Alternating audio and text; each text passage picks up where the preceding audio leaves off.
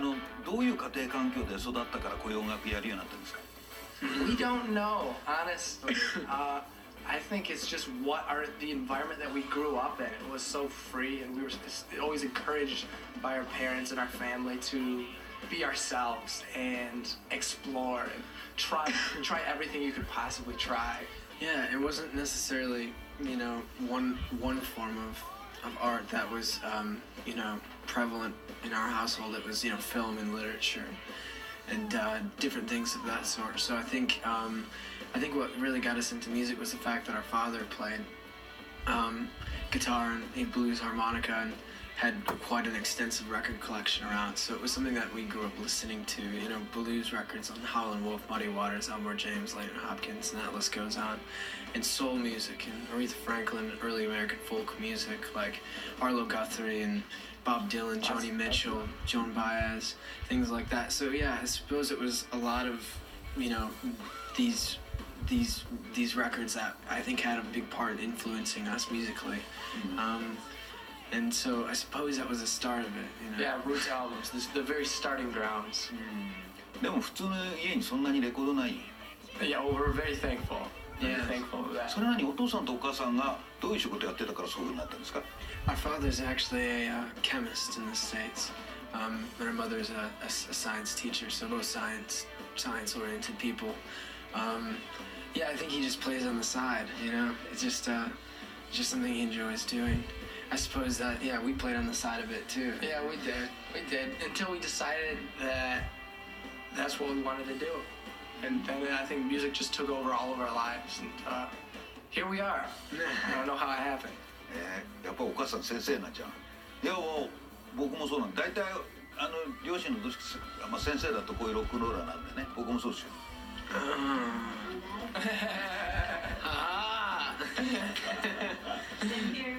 That's it. お父さんはどういう研究？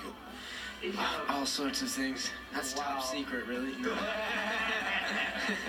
なんそれお父さんもお母さんもロック好きでそういうコレクションがいっぱいあったんですか？ Yes.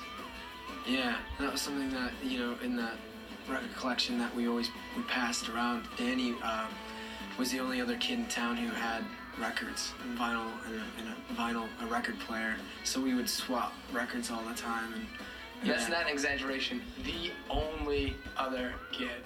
And that's what kind of... One other living soul. Yeah, in Frankenmuth, Michigan. And that's what brought us together is that it was like around middle school. Affinity for...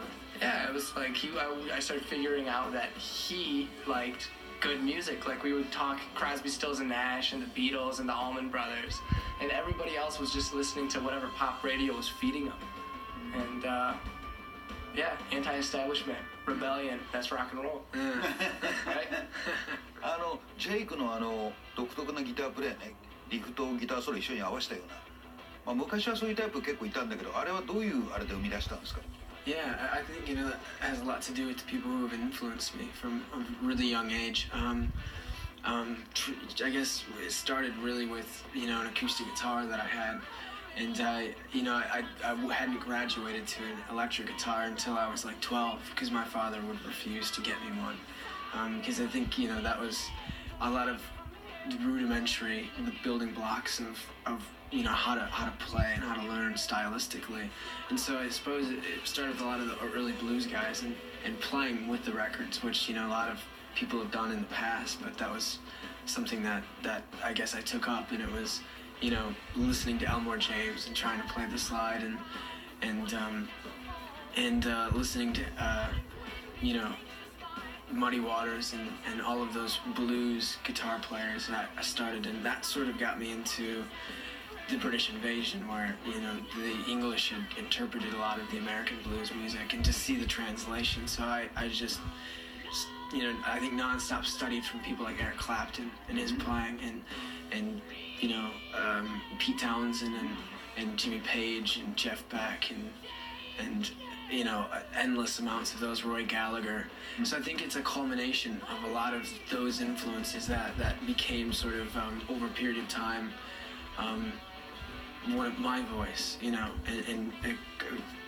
connection of all of these people, and to find that sort of that sort of articulation and playing that I've, all these riffs from each person sort of started blending together and sort of became my style of playing. So yeah, that's a never-ending journey, I suppose. 自分たちがライブバンドだっていうふうに分かったのいつぐらいですか？ I don't know. I think it's just something that we always loved to do. We had a passion for it. And while all the other kids were out having fun in their own ways, going to see movies or whatever, we would be out in bars and, on the weekends. And we were like maybe 12, 15. And that's what we loved to do. We just loved playing in front of people. We didn't care if it was one person or, like 100 people. We just wanted to play. And I think that's... a lot of times it was just one person. Yeah, sometimes you just had 5 or 10 people in the room, and we had just as much fun. And I think that's what a lot of bands these days are missing, is putting in the hours. And because that's how I know exactly what Jake's gonna do before he's going to do it. That's how I know what Phil Daniel's gonna do. Just intuitively. Language. Yeah, it's the language of music, and we speak to each other very well. And I think that's what a band is. And I think a lot of the time people try to put bands together, like, oh, this guy is the best guitarist. This would be perfect, and it's horrible. No, it's manufactured. It's artificial, and I think that's something that's very special, that we had the opportunity to break our bones, playing at biker clubs, playing in these rough places. Yeah, it's difficult, in that when we discuss, labels or whoever putting bands together, it's them trying to create or manufacture emotion. And that emotion can't be manufactured in a lot of ways. And I think as a band, playing live, having grown up together playing live and played our, a greater part of our whole lives, that's just, I think, who we are as a band. And I think that we kind of knew that was our strength, as opposed to, being in a studio and recording. 2 different worlds, the live performance world and the studio world. And I think we'll always be the strongest in our live performances. 若い頃からやってますけど、活動の資金はどうしてたんですか？ My parents. Parents? Yeah. I don't think there was a lot of supporting going on. I think that we would play 5 hours and get like $150, and the next weekend we used that $150 to do it again. So pretty much we broke even for about 5 years or whatever, until, because we had no problem doing that. We had no problem making no money on it. And I think that's where a lot of people, people get greedy, and they're like, we need to make money doing this. My parents say that, this isn't a real job. I'm not making any money. I can't make a living off of this.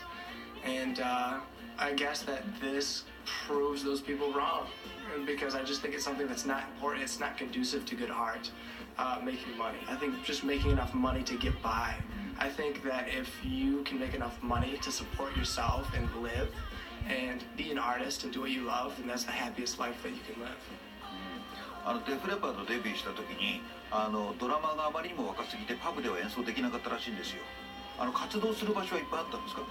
Yeah, there was quite a few venues that I think broke the rules to allow us to play, and then there were many venues that didn't allow us to play. So we'd show up and they'd either tell us we had to turn around and go home, or we'd play first and we'd play for 30 minutes. We've seen it all. We've seen quite a bit. I don't say all of it. As far as underage and clubs go, I think pretty close. Because sometimes it's like, okay, you can be in 5 minutes before and 5 minutes after you have to get out, or they just turn us away, or they change our time slot, or they don't care, or whatever. But yeah, I think where we got lucky and where we sort of found our home and ability to play was these bars in the middle of nowhere, where they didn't really care too much about those rules, that they just had a band playing and that people would come and enjoy that. So we'd play for 3-4 hours some nights, just until the end of the night, until 2 a.m. or 3 in the morning, and then we'd pack up and go. But that was the most fulfilling thing. And I think we're all gracious that a lot of those little areas in the cities that we surrounded us, where we lived, would allow us to play. And yeah, give us the freedom. Yep.